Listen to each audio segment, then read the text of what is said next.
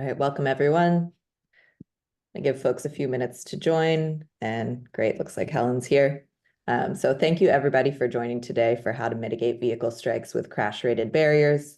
This is presented by the group at HySecurity. David Whorton is going to be giving our presentation today, and we've also got Nikki Dinnell on to answer any questions that you may have. We are going to send over a form in case anybody forgot to sign up with their AIA number. We will send over a form in the chat momentarily. You can submit your AIA number there as well as request a certificate. Other than that, I just want to encourage folks to please ask questions throughout the presentation. You can enter those at the little Q&A chat box.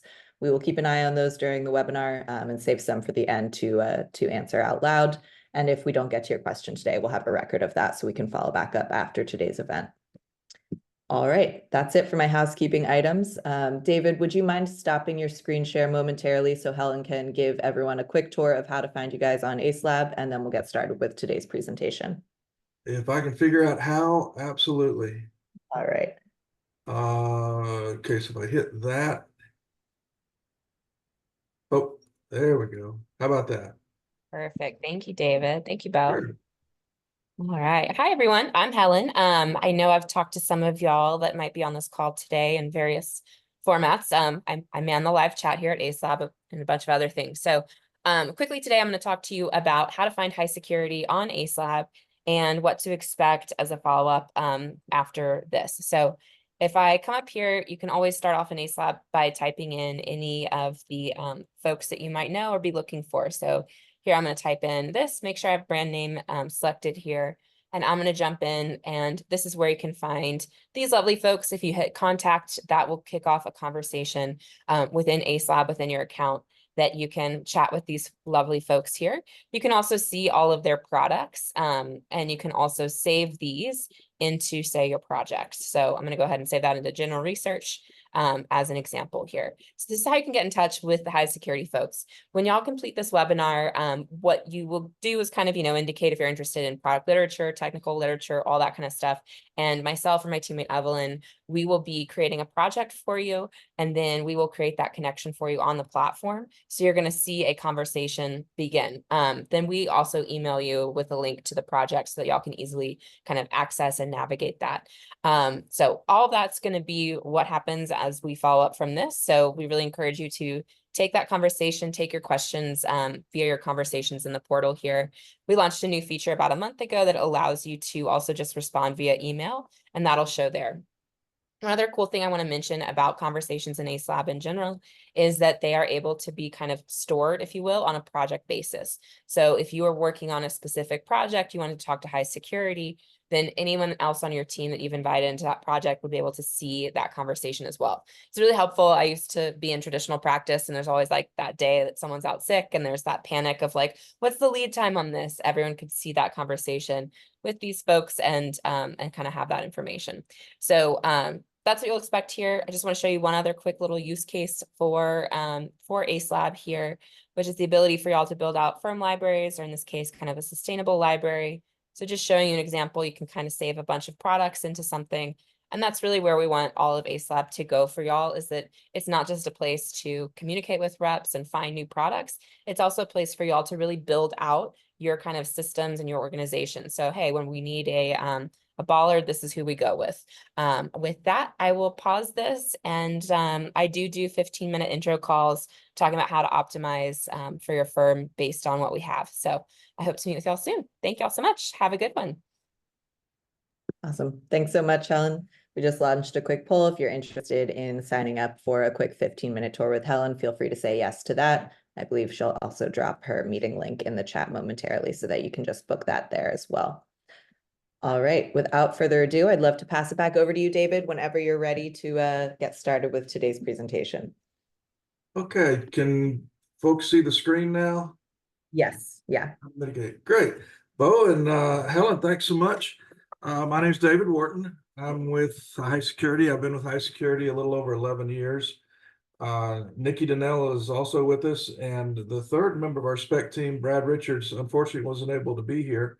But our role with HySecurity is to serve as an interface between the manufacturer and architects, engineers, and some major end users to hopefully be with them through the entire span of a project, starting out with assisting with product selection, which of our products best meets your needs, and then from there providing CAD files, BIM files, three-part technical specifications, assisting with layouts, assisting with integration to overall security systems, UL and ASTM consulting, all the way to the point of where we can assist with finding qualified, trained dealer installers to actually put the products in. So what we're going to talk about today is how to mitigate vehicle strikes with crash-rated barriers. It is an AIA-approved course, so attending this, if you've got an AIA number, we'll get you a CEU. Now, if I can get my little clicker to click, there we go. So learning objectives for this course, you'll discover the importance of crash-rated operators, how they can be utilized to mitigate injury and death as a result of hostile vehicle strikes. So there's one caveat that I'll add in here that's changed as these products have moved forward. Not only sometimes are we keeping the bad guys out, a lot of times now we're keeping resources in. It's a crash-rated barrier from either direction in a lot of cases. So there'll be a lot of cases where you'll have car dealerships and auction houses and places where it's really serving the purpose of not losing valuable products. We'll learn about each crash-rated standard, not only in the US, but over in Europe.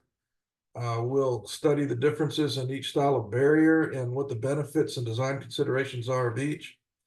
And we'll give you the tools that will allow you to select what best meets your needs, depending on what you're trying to accomplish. So history, how did we get to where we needed crash-rated barriers? Some of the terrible incidents, and unfortunately, every one of these is a terrible incident. It's something where somebody was able to get close enough to an asset that they were able to ignite explosives usually. Not always. Sometimes they just crash into things. Particularly, you'll see now people like I hate to say like, but they'll get on sidewalks with vehicles and just start trying to run people over. So there's tools to mitigate that as well. The early one was Beirut Marine Barracks. So this is back in 1983, where they crashed through a fairly flimsy perimeter and got an explosive truck right up to the barracks.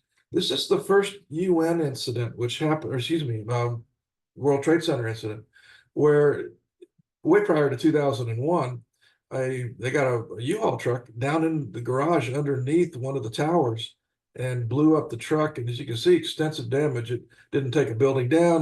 There were a few deaths, nothing like we saw with 9/11. This is Oklahoma City. And with Oklahoma City, he was able to pull, it was a Ryder truck right up to the front. And part of the thing when you get into designs with crash mitigation now is setbacks and blast-proof fronts or facades to protect from this type of thing, because no crash gate could have really helped this as close as that building was to the road.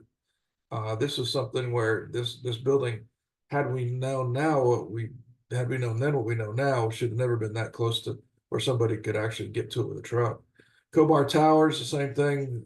Truck just got really close and was able to crash in.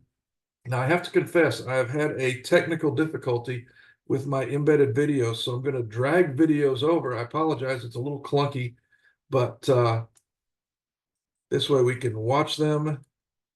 And the driver was being followed. Let me preface this. This is a news conference where a semi truck intentionally crashed into, I believe it was a motor vehicle processing place for the government and killed someone. And I'm just going to play a little bit of the press conference. Stolen 18-wheeler earlier. Justin's going to get into all that, so I won't get into those details. And he was being chased by a deputy, and he ran into our building. We have several people that were injured, and one is deceased at this time. Again, Justin will get into all those. This is a tragic day for us. Tragic day. My heart and prayers goes out to the family members of those that are injured, as well as those that are injured. We have multiple agencies that are here that are assisting, including Washington County, Burnham PD, the FBI, as well as all the resources that we have with the Texas DPS. So we have the Texas Rangers, the Texas Highway Patrol, and the Criminal Investigations Division. So I'll step back. Okay, enough of that, but just kind of gives you the overall idea. You had a perimeter that was unprotected, and someone just, unfortunately, just crashed their way right into it. So why do you want crash-rated operators? As you can see from the Storefront Safety Council, there are quite a few crashes where people are intentionally or unintentionally, in some cases, crashing vehicles into buildings. And these statistics kind of bear that out, the different age groups, operator error, pedal error, DUI, various reasons why they were able to accomplish their crime or their accident. So typical applications, ports, we want to protect the perimeter of ports. Petrochemical is a huge one now. We're currently doing a couple of jobs up in Kentucky where we're putting crash arms, protecting a Mobile processing center. Nuclear plants, hydroelectric embassies are quite extensively protected now. Truck terminals, data centers is a huge one. Wastewater is getting more and more where they're mandating crash protection, not just regular gated protection. Critical infrastructure, military bases are huge. Airports are becoming more and more popular. I'm working on a project right now with Reagan National to do some crash stuff with a couple of their entrances. As I mentioned, automobile auction centers, automobile dealerships where they're keeping assets in. The same crash protection can work in either direction with crash arms. And there's more, and some of them you wouldn't believe. Schools, there are a few schools now that are showing an interest in doing crash protection. These are like elementary schools. So it's a fast growing segment, the fastest growing segment of our business. So how did we get there with the protection? The 50s, the crash barriers were Jersey barriers, and you've seen them all on the highway. They can string them along, and they serve a purpose, but they have no rating. And single Jersey barriers, a little chunk of concrete, unfortunately, can become projectiles if they're hit the wrong way. If they're strung along where there's several of them joined, they can be somewhat of a protective barrier, but there's no, as I said, no rating at all. Ratings weren't actually incorporated until 1985 when the first K ratings came out. And you may have heard that term K4, K8, K12. That was initially how they provided the ratings. 4 was for a vehicle going 30 miles an hour, 8 was a vehicle going 40 miles an hour, and 12 was a vehicle going 50 miles an hour. And the vehicle typically was a 15,000-pound vehicle in that manner. They also included an L rating. As you can see, in 2003 it was removed, but the L rating was the penetration. How far past the barrier was the vehicle able to go before it was stopped? And the L ratings were kind of inverse from what we now have, which are P ratings, but we'll get into all that in a second. But it's equally important that, we can stop a vehicle, but if the vehicle can enter the property 100 yards, it's not terribly effective. So the L rating or eventually the P rating got to be pretty important. Pass 68 was developed in 2005. Those are British standards. They upgraded those standards in 2006 was Pass 69. And we'll talk about that a little bit. We won't spend a lot of time on it because odds are you won't be designing crash rated projects in Europe. But then in 2007, this was the big one. ASTM took over the standards, revised them to what we have pretty much now, which are M standards, and we'll get into that in detail. And then IWA-14 is another European standard, which also assesses pedestrian intruders. That is more done over in Europe. So back when we had K ratings, we had a K4, K8, and K12. One thing that's disappeared pretty much in the industry, or you just don't see hardly at all, are the 40-mile-an-hour ratings now. It's either M30 or M50, which is the ASTM version of this, or K4 or K12. So you can see The L rating was the penetration rating, where L3 was the best. You had less than 3 feet of penetration. And by penetration, they're referring to the bed of the truck or the payload and how far it gets past the strike point. And so in this case, the payload L3 went less than 3 feet past before it was stopped. And even if it goes past and then is forced back a little bit, it's the furthest penetration, not the resting point where you make that evaluation. And then L2 was 3 to 20 feet. And I'm not very fond of L2 or what'll end up being P2, because that's a very wide distance to have to consider when we're talking about trying to keep an explosive payload away from something. I'd prefer that not be so broad. L1 is even further, 20 to 50 feet. So at the end of the day, if you had a K12 L2, as you can see down at the bottom, we would be talking about a 15,000 pound vehicle going 50 miles an hour and the payload being stopped between 3 and 20 feet past the strike point of the actual barrier. Then we get into what we deal with today, and you can see they've developed 4 categories: C for car, P for pickup, M for moderate, and H for heavy. Most of the ratings will revolve around M. Then you've got your 3 speeds, 30, 40, 50, and again, 40 just isn't typical anymore. It's almost all 30 or 50. And then a penetration rating, and now it's in meters, or as you can see, feet, 3.3 feet being 1 meter. P2 again is kind of, you can have a P2 rating by going 3 feet 4 inches past something or 23 feet past something. It's quite a wide range. I've been told that ASTM is considering changing this P rating to just having you report what the actual P was, whatever the penetration was, which makes a lot more sense to me. You can say, okay, it penetrated 2 feet or 4 feet or whatever it is. Gives you a very good idea of what you're dealing with. A P3, my goodness, that's such a range that it's not always hugely beneficial. But in our example here, we've got a car going 30 miles an hour.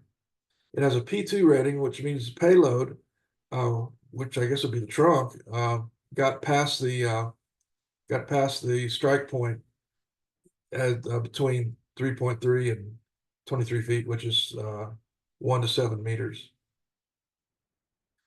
Other crash standards, past 68. You see they've got 5 categories now. The speeds are a little different. They do it looking at 2 different angles. All of the ASTM ratings are 90-degree strikes, but they evaluate 45-degree strikes as well. And they actually tell you what the penetration is in meters for distance, which makes a lot of sense. And then a final thing, debris. How far did the largest or any chunk that's 25 kilograms, which is about 55 pounds, how far did any chunks of material go from the barrier into the property whenever you had a strike? And so in this case, our example, the actual debris rating was 5.2 meters, which means some sort of material that weighed at least 25 kilograms traveled 5.2 meters from the strike. IWA, more categories, 3 angles. You can see all the different, many categories. Again, this is not in the US, so you wouldn't have to deal with it. So how do you get tested? There are crash testing facilities. These are 5 of them, and you contact them. You get one of your crash operators. You go to their site, you install it. You purchase a truck that is probably a little bit less than 15,000 pounds. You put some barrels of sand on the back of it to get it up to 15,000 pounds, and then you crash it. And they analyze it from all sorts of different angles. There's not someone driving the truck, they're pulling it on a cable so they can document the exact speed. They get to the exact speed you want, and they crash it. And as far as the whether it stops it or not, you either pass or you fail. And then the P rating is evaluated from there, how far past it went. But if you fail, it's a long ride home. You spend about $100,000 and you're going to get to start all over again. Most of the ones we use have been Carco, but as you can see, there's several options. The other thing we need to talk about is there are two different ways to evaluate your crash rating. You can have an engineered versus a tested rating. Engineered means that an engineer is sat down. Usually they have computer modeling now that does this, but they'll take all the pertinent information, the speed of the vehicle, the size of the barrier, how the barrier functions, and they're able to very accurately determine what the crash rating would be and what the penetration rating would be. The alternative is, as we mentioned before, going to one of these testing facilities and actually crashing it and evaluating it in that manner. Most companies, particularly if they carry a pretty wide portfolio of products, will have a blend of engineered and tested. For example, if you've got a crash arm and your choices of that crash arm for what we call a clear opening, or the distance between the two posts, could be 12, 14, 16, 18, 20, 22, 24 feet. Well, do you want to have, spend close to $1 million crashing all those very distances? Or do you want to crash one and engineer rate all the others? Or do you want to crash the largest 24 feet and crash the shortest 12 feet?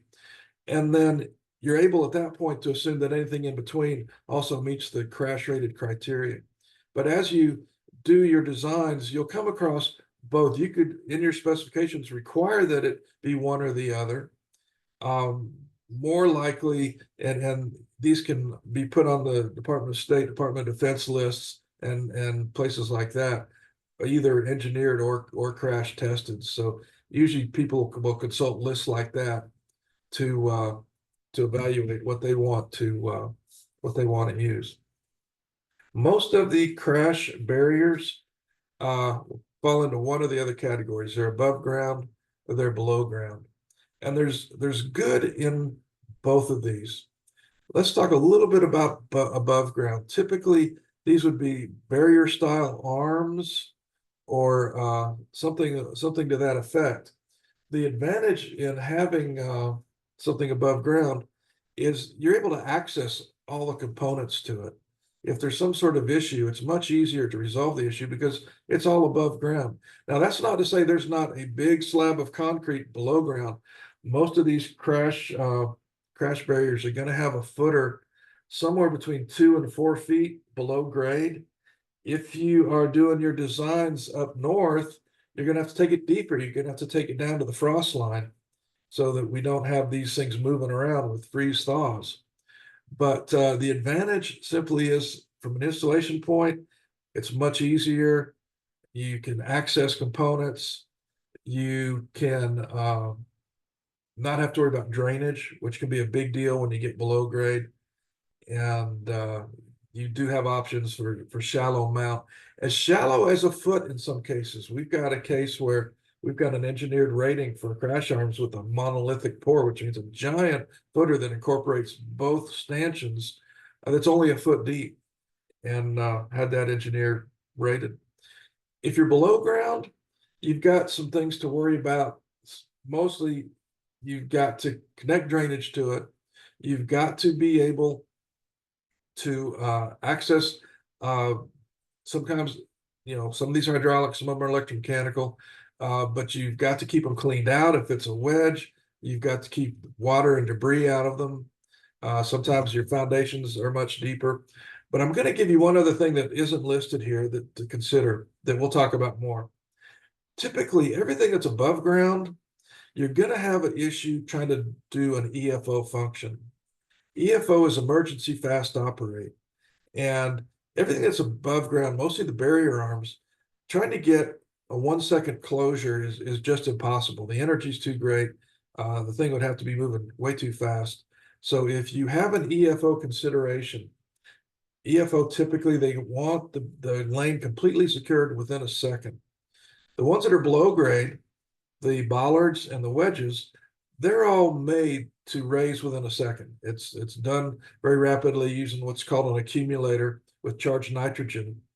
Above ground, you lose that EFO capability. So if you're doing a design and the end user is requiring the EFO function, it's going to push you to below grade, even though it wouldn't be my first choice, simply because There's a lot more logistics. Connecting to drain lines can be a big trouble. You've just got more things that could possibly go wrong. So how to choose the right product? First thing to evaluate is what type of facility is this, and what are their needs as far as doing crash protection. EFO would be a big one. Do they need an emergency fast operate, or are they okay without it? What you'll find a lot of times is the below grade, they may not necessarily cycle it every time a car passes through. They can, but they don't necessarily do it. Typically, the above grade, they're more likely to cycle it every time. It'd be arms that open and close. So you'd evaluate how you want to control the traffic, and if you need these things to cycle every time, or if it's okay for them just to be used in an emergency case, or when things are slowed down after hours. Then you try to define your primary threat. What do you think would be coming at you? What the size vehicle? How fast could it travel? And what type of vehicle it would be, and how fast it would be. You may have a case where you've got a 90-degree turn onto a driveway with a crash barrier 20 feet up the road. Well, that would be impossible for that vehicle to get up to 50 miles an hour. And yet I've seen cases where that's been the requirement. They are putting crash rated barriers to stop 50,000 or 50-mile-an-hour vehicles where that's impossible. And then how often are you going to need to deploy the barriers? Again, that's back to, will they cycle every time a car goes through? Will they cycle when there's an emergency? Are you going to use them as a point of final denial? What that means is that you've got an access point. Typically there's guards there, and they would stand at the guardhouse. But if somebody were not stop or to go through when they shouldn't, there's a point further up the road, your point of final denial, where they could push their EFO button on their control panel. That is going to raise or fire a barrier in some manner. And so they can only get so far up the road before they'd be stopped anyway.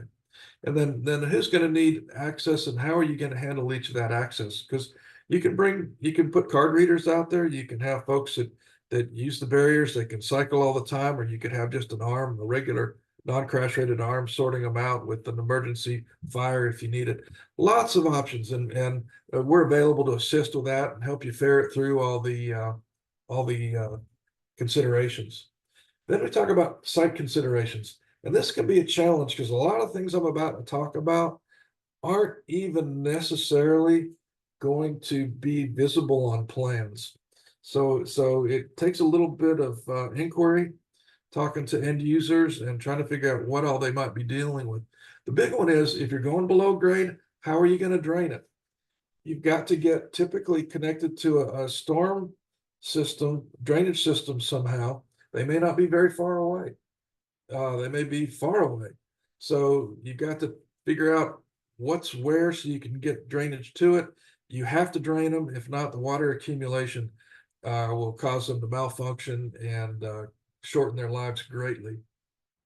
How far are the barriers from turns? As I mentioned, you're trying to stop a vehicle going a certain speed. How fast can these guys get going before they hit you? The big thing would be distance from the turns to the barriers.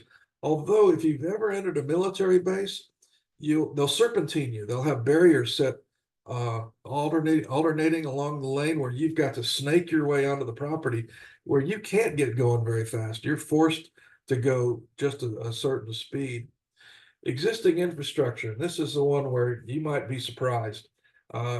Fuel lines. I was working at an airport not too long ago that had a 4-inch jet fuel line, and it wasn't running where it would go through the footer. This footer was a 2x2x6 footer, 2 feet deep, but it was close enough where the airport was concerned that if there was a strike, and these footers will move, they could be greatly impacted.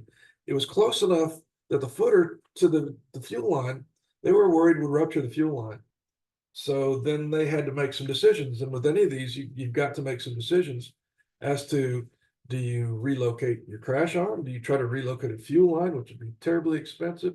How do you deal with this particular issue, and how deep is that fuel line? Because even if it's drawn on the drawing, you may not know how deep it is. If it's 10 feet deep, probably not an issue. 2 feet deep, that would be an issue. Duct bank, had one down in Florida not too long ago where they had to make a decision. Do we pour the footer around this duct bank? And if so, is somebody going to pay an engineer to analyze what the impact's going to be as far as the crash rating goes once we've got this 4-inch basic tube running through one of the crash footers? And the end solution there was to move the entire guardhouse area 10 feet further into the property to avoid the duct bank, because anything else would have been really expensive. Where are your storm drains, and are your footers going to interfere with existing storm drains? That can happen quite a bit. So you've got to work around locating your storm drains, curbs and gutters as well. How is that going to work? Each of these operators is going to have a standard footer or just a few options where you may end up with your footer going right through where curbs and gutters would be, and how do you incorporate that?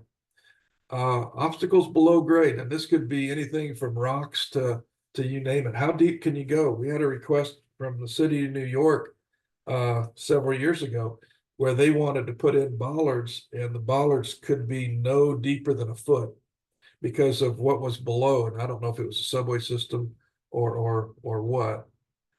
Another thing to think about, particularly if you use an analog control panel. We're going to talk about control panels in a minute. An analog control panel is a push button control panel where you've got a set of conductors going to each button. And you may have a panel with, you could have 30, 40 buttons on it. So where are these control panels going to have to be in regard to where the actual crash barriers will be is something to consider. I've seen cases where they had a front entrance and a back entrance, and the control panels, one set of them actually resided in a security center on the 3rd floor of a building that was 1,500 feet away from each of these barriers.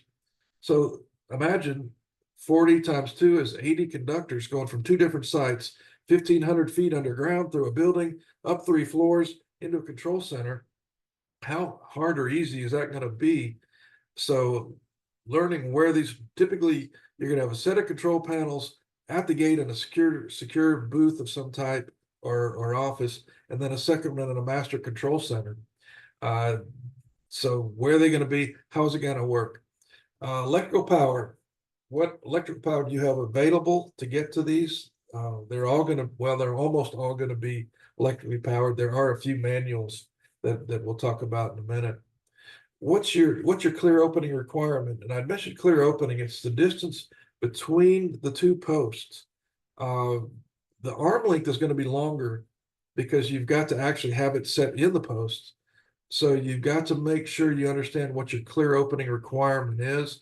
And you're going to find with any kind of barrier, there is going to be a max clear opening. Typically, it's 24 feet. Wedges will typically go up to about 4 meters. So you may have to do an array of several.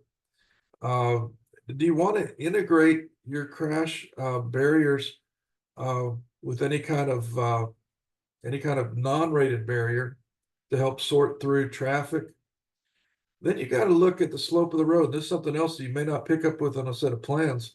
But if you've got a very dramatic side-to-side slope on a road, it may impact how you actually install the barriers. For example, a crash arm, if the hinge side is up in the air and the catch side is lower from side to side, you may not be able to drop that arm far enough for it to actually rest in the catch post. So you've got to evaluate what the side to side. If you're in the design phase of the road itself, it's highly advisable to get it as level as you can. Back to front isn't as critical, but if it's very dramatic, it could possibly be. Side to side definitely could be. And then if you're doing crash arms, particularly, if you got any overhead clearance issues, power lines, trees, it's tough putting, people sometimes want to put crash barriers in garages. That's tricky to do because you've got a clearance issue, and articulating crash arms just don't exist. Common abbreviations, I'm not going to go through each of these. I'll touch on a few. HMV is very popular now, hostile vehicle mitigation. It's just what these products accomplish. AVB, active vehicle barrier, pretty much speaks for itself. EFO, emergency fast operate, we understand that one already. HMI is human machine interface. That's the control panels themselves. HPU is hydraulic pumping unit. You'll have electromechanical and you'll have hydraulic options. All hydraulics have to have a pump of some type, and a lot of products use a separate housing with the pumping unit inside it, or an HPU. Disadvantage to an HPU is it's something else you've got to install. You're going to have to set this on some sort of concrete pad. You're going to have to run sleeves between the HPU and the actual barrier for your hydraulics and for low voltage electronics. So if you can incorporate your pumps and your electronics in the actual hinge posts, that's a huge advantage.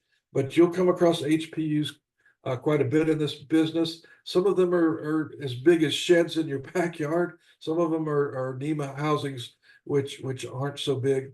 And then PLC is a programmable logic controller. Oftentimes, this is used to program the sequence of events, how you want things to accomplish, particularly if you're using multiple products. Like, for example, an airport I'm working on right now has a crash arm, has a slide gate operator, has a regular barrier gate, all three, so we can keep the pedestrians out, hold the cars back, and then actually have a crash-rated barrier sitting in between them. So how do you want that all to work? And in this case, they want it, some cases, to work in reverse and use as an exit, occasionally as an exit lane. So it gets really involved. Some microprocessing boards provide you some benefit. The PLC gives you much more flexibility, but they can be kind of a pain to program. I've had cases where I needed a PLC programmed prior from when I worked for HySecurity, and I had to take a little chip and mail it to Texas, have them change the programming and mail it back to me.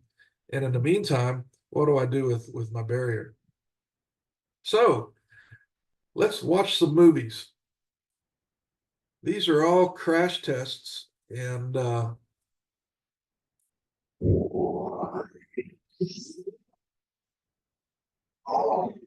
this is our M30 crash test. So we're 30 miles an hour. If I can turn that volume up a little bit.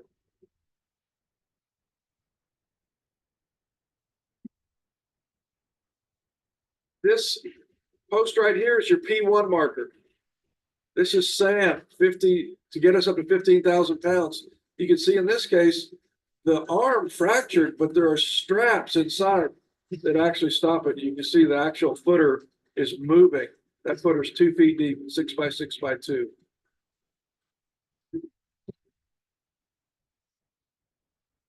So in that case, that was a good test. It completely passed with a P1 rating. Everybody went home happy. This next one is a wedge test. I'm gonna go. Let's see.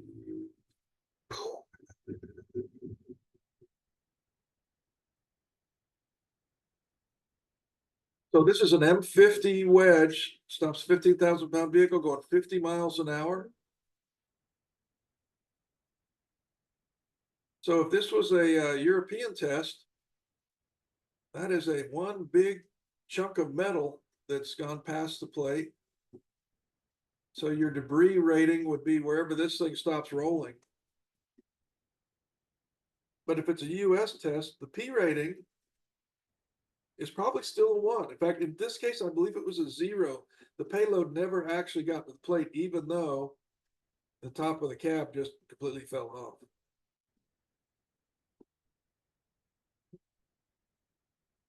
So it's a pass, and in the US, it's a P1.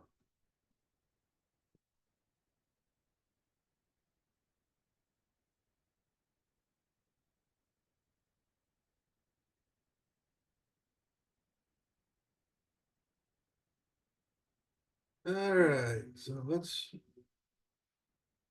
look at this last one. This is bollards. Crash testing some bollards. Well, let me stop this one again. Way too much noise here. All right. So there's an array of 3 bollards, and we crash test. Now that's going to be a P2. You can see how the bed flew past.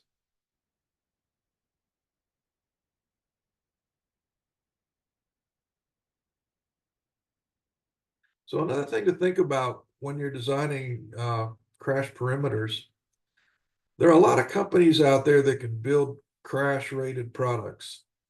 They'll stop, they'll do fine in the test. The trick is making sure you're also getting a company that is providing crash barriers that can operate continuously or near continuously and reliably. How long is the warranty going to be on these? I hate to say it, but I go to a lot of properties where people have retractable hydraulic bollards and they've just abandoned them because the reliability is not there. So the final piece of the puzzle is not only are you designing and specifying products that'll stop vehicles going certain speeds, but they'll reliably function to serve as access control points as well. All right, so let's move this guy off. I gotta jump ahead of these slides that I couldn't get to work built in. And let's talk about different types of barriers. On the left is a pop-up wedge. Now it's a recessed wedge. It's set in the ground. As shallow as I've seen is about 11 inches, but it could go down quite a bit. As you can see, this one has a skirt across the front of it. Those don't have to be there, but they can be handy to keep debris from collecting in there. And no matter what, dirt is going to collect in there. It's going to wash in there. These have to be collected to drains so they can be, the water doesn't accumulate, and they have to be cleaned out occasionally, monthly or every couple of months. You'd have to take the skirt off of there, go in there and hose it out real good and rinse it. Since it is a wedge, you typically have about a 1 second EFO for your rapid deployment rate. You can pair it with other devices, barrier arms and things, so you don't necessarily have to cycle it through each car as it passes through. The second one is a modular portable wedge. Why would you use this? Let's say you've got special events where occasionally you've just got to close off some roads, fairs and things like that. But typically the road should be open. These you can pick up usually with a forklift or some sort of lull or something and move it around where it needs to be for temporary perimeter security. It's an above ground solution. The ratings can vary. Some of them actually will go up and down. Some of them just physically block the road, but they're not really used for permanent solutions, but more temporary style solutions. Your next choice, barrier arms. This is like an iceberg. You've got a lot of concrete below ground that you can't see. But the joy of it, particularly with this one, is from an installation standpoint, it's bolted to big old J-bolts that are done in the pores. You'll also notice that there's a lower arm there so that it protects vehicles as well as trucks. And imagine a car running into this arm, it would just shear the roof right off if you didn't have that lower arm. Again, your clear opening here would be the point from the inside of the one post to the inside of the other post. So this is all above ground. It's easier to reach. Maintenance is much easier. It's a great visual to turn, particularly if you put lights across the arm there. Active and passive bollards. Active means they go up and down. Passive means they're stationary. You can also make them where they're removable. You'll have a sleeve and the bollard fits in it. So you may need times where it's an open area and it's a fixed bollard where you just come along and take them all out, put caps on them until it's time to close that area off and then bring them back in. But if they are active, if they are going to go up and down, obviously there's a good bit below grade. hydraulically. If we're going to use hydraulic ones, you're running 2 hydraulic hoses to each one of these bollards.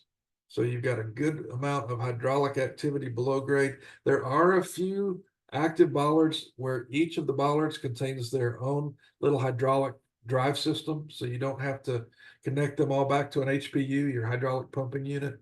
Although electrically, you still have to have your low voltage sleeves to tell them, send them signals when to go up or down. The bollards typically can do a 1 second EFO up. So if you've got your point of final denial or you're worried about the bad guys coming, you can press the EFO button on a panel and very quickly get them raised up. Next is a grab barrier. Grab barrier is a kinder, gentler way to stop an approaching bad guy. And then if you look in the black little squares there, there's a netting that's resting in there. And when you secure the area, the netting pivots up on a post and actually stops a vehicle coming in. And I said kinder gentle because it's more of a non-lethal barrier. It's gonna, the ropes attached to it, not really ropes or cables, are gonna slowly stretch out as you hit this. Your P rating's not gonna be any good because you're gonna go probably 30, 40 feet into the property when you strike it, but you're gonna be able to get out of your car and walk away. These are not as popular as they once were. A lot of maintenance issues. And again, the P rating is just not what you're going to want if you've got an asset anywhere remotely close to where your actual barrier is. Crash rated slide gates. You can have the best of both worlds. Your slide gate typically keeps pedestrians out, and crash arm would keep the bad guys out. But there are such things as crash rated slide gates, which accomplish both things with one product. As you can see there, it's got a hydraulic slide operator connected to it that'll move it back and forth. You can have lots of options as far as the infill as, you can have pickets or chain link or some sort of steel cladding or whatever. From a design standpoint, you got lots of flexibility because the cladding or the infill has nothing to do with the crash rating. So you could get wild with the design if you wanted. And then jersey barriers, which have a purpose, particularly on highway construction, but from a rating standpoint, they're not any good. I had somebody contact me a while back and they needed some sort of crash protection and they needed it within a week. And that just wasn't going to happen. The only thing I could offer them was, let's see if we can't find you some jersey barriers to tie you over until you can get something, because they're just not going to be able to build any kind of crash barrier, get it shipped and installed within a week. So a little more detail on each one of them. Design considerations: how deep is the foundation going to be? How wide do you need it? As I said, you can go up to typically about 4 meters on one. So if you had a wider area, you could put 2 of them in an array. Typically they'd be around 18 inches or so apart and span whatever roadway you're doing. If they're protecting a perimeter like this, the strike point or the top of that plate would be pointed out on both the entry and the exit lane because you're worried about people crashing in. This gives you your emergency fast operate. You've got to worry about how far you're going to run power, how far you're going to run your control wiring, or what you're going to do about drainage to get the water run out of there. Here's another example where they're interfaced with barrier arms. So the barrier arms typically will hold the vehicle back until the wedge falls all the way down, and then open and let them through, and then the arm would come back down once they start raising back up. You can see on the bottom right, that's actually a bolt down style wedge. The ratings on that are typically going to be more closer to M30 or less, more like a car or pickup PU at a certain speed. Where the wedge on the left, that's an M50, 15,000 pound vehicle, 50 miles an hour. Here's our portables. As you can see, these actually retract. You can move them around and have them retract.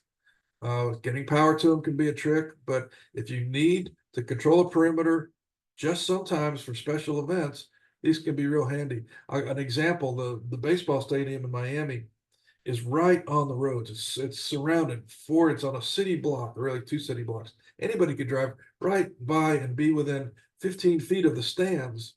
So having these to block everything off back a block or so for a perimeter would be very valuable in case someone wanted to do something somewhat similar to what we saw in Oklahoma City, where you just pull right up beside something and then blow up your vehicle. So these are bolt down. Typically, you'll pour a concrete pad of a depth no less than 8 inches, 6 to 8 inches. They'll typically have rebar reinforcement, but at that point, you bolt them straight down. The ratings are not going to be as high as you can see with the one on the right. It just came right off the ground. So your P rating there is not going to be great, but they can be very effective. These are used a lot for rental car facilities. Some car dealerships use them. They can be pretty effective for stopping cars. We had at SeaTac, we had a Charger hit one of ours, and it didn't go anywhere. It was pretty spectacular what it was able to do. Barrier arms, some things to worry about a barrier arm. One is it going to open 90 degrees? Because if it won't open 90 degrees, it's going to be hanging over the road. You're going to have to move your hinge post back away from the road a little bit so that vehicles don't strike the arm as it's hanging over the road. So ideally, you want 90 degrees. The thing that changes when you do a 90-degree open is you have to electromechanically or hydraulically bring it back down, because you can't allow gravity to do it. It's at 90 degrees. So companies that make them not go 90 degrees, a lot of times will just allow gravity to pull them back down. That isn't terribly effective. You lose some of your clear opening because you have to pull it back a little bit. And if you want to speed up the close, because typically these things you can speed up not to 1 second, but you can speed them up. But if gravity's doing it, you're not going to speed them up a bit.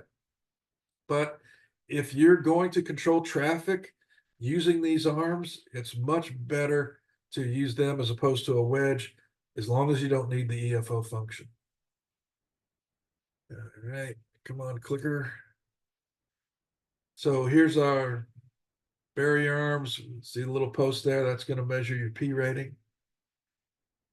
Typically, these are going to be M30 or M50, which is 15,000 pound vehicle going 30 or 50 miles an hour. Notice on the right how those things are set where they're mounted at street level. The tendency is try to put them up on curbs. I've seen designers, they want to make them look pretty, put them on curbs. But these things were tested at a certain height. And when you put them up on a curb, that's above the testing height. So it's much better to design them where they're mounted at road height, as you can see, and then build curbs around them. Set it where water won't collect in those little areas, but you want to get them where they are the proper road width or road height. Bollards, you can do retractable as these are. They can be electromechanical, they can be hydraulic. It's just from a maintenance standpoint, they can be very challenging. And so I caution folks a lot on retractable. Now, fixed bollards can be great. And imagine you're doing inner city, downtown area where you've got a concern someone's going to take a truck and just go right down the sidewalk. So it's not uncommon for big cities to have bollards that just line the streets on either side, so that people can travel easily between them, but cars and trucks can't get past them to where they can injure people. Some various options. You'll see some that are tested where a single bollard will meet the ratings. More typically, you'll see them where you have to have an array, 2 or 3 together to meet the rating. Your M30, your M50 rating. The bottom left, you can see they're actually retracted. Here's our grab barrier. Again, not used nearly like it used to be, because the P rating in them is just a problem, and they can be an awful lot of maintenance to keep them functioning. So where 15 years ago I saw a lot of these, I don't hardly ever see them anymore. And mysteriously, one video works. So this just shows you how they function.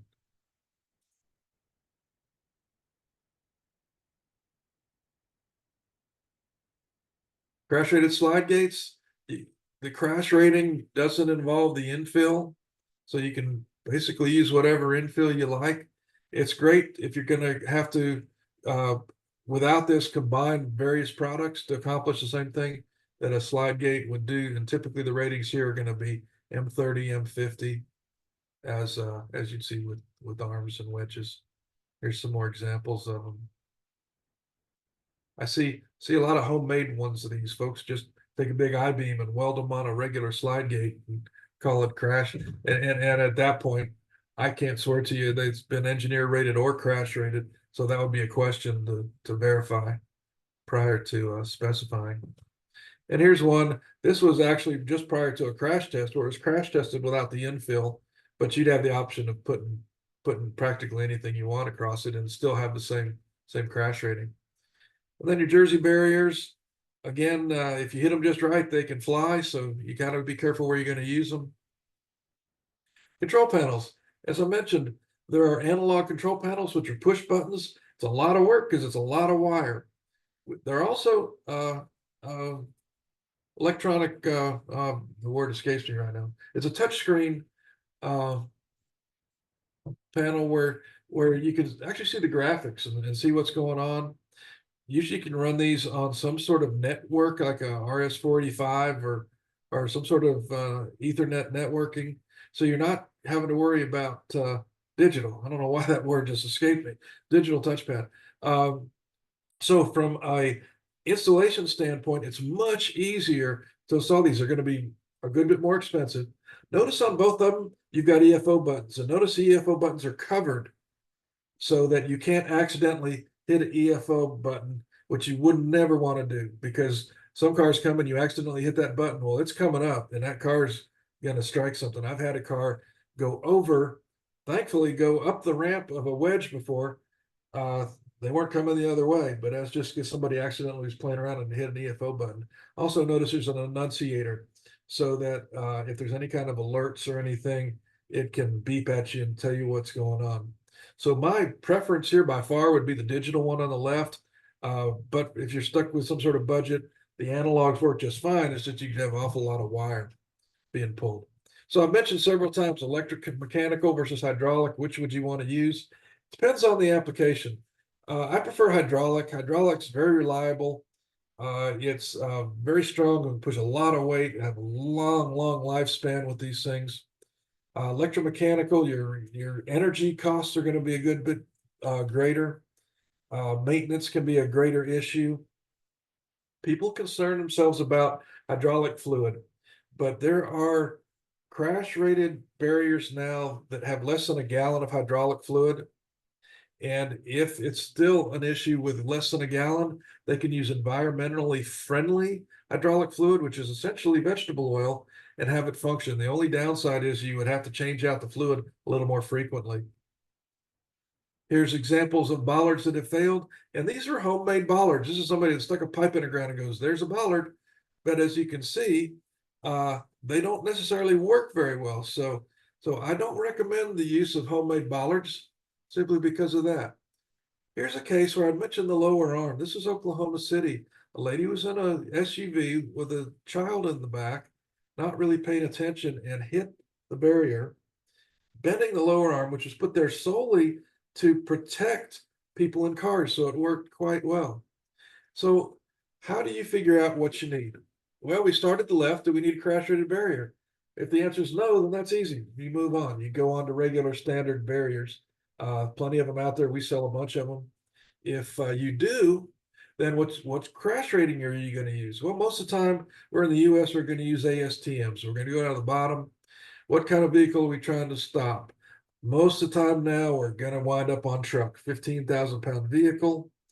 Do we need above ground or below ground? Hopefully by now you realize if you need an AFO, you're going to be below ground.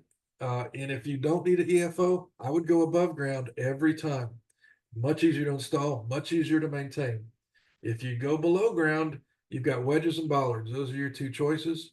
If you need that EFO, you go above ground, all the others. Am I running out of time, Bo? You are. We are just about at time. So just wanted to, feel free to wrap up anything. Okay, great. Perfect. We were right at the end. Awesome. Well, I just want to thank everyone in the audience for coming out today. We really appreciate all of your engagement. I do see that we have some questions in the Q&A. Since we're at time, if it's all right with you, David and Nikki, we'll just follow up with all those folks via email after today's event. Does that sound good? Yeah, that's great. Okay, perfect. Well, thank you again, David and Nikki, for joining us today. And thank you, David, for a really awesome, super educational presentation. That was really great. Well, thanks for having us. We really enjoyed working with you guys. Awesome. We enjoyed as well. All right. Well, with that, we'll let everyone go for the day. I hope everyone has a great rest of their Thursday. And if you answered our poll today, stay tuned for a conversation in your Acelab account where we're going to connect you with the team at HySecurity. If you ask some questions, we'll definitely have a record of those and we'll follow up with you after today's event. All right. Thanks, everyone. Thank you. Bye. Thanks.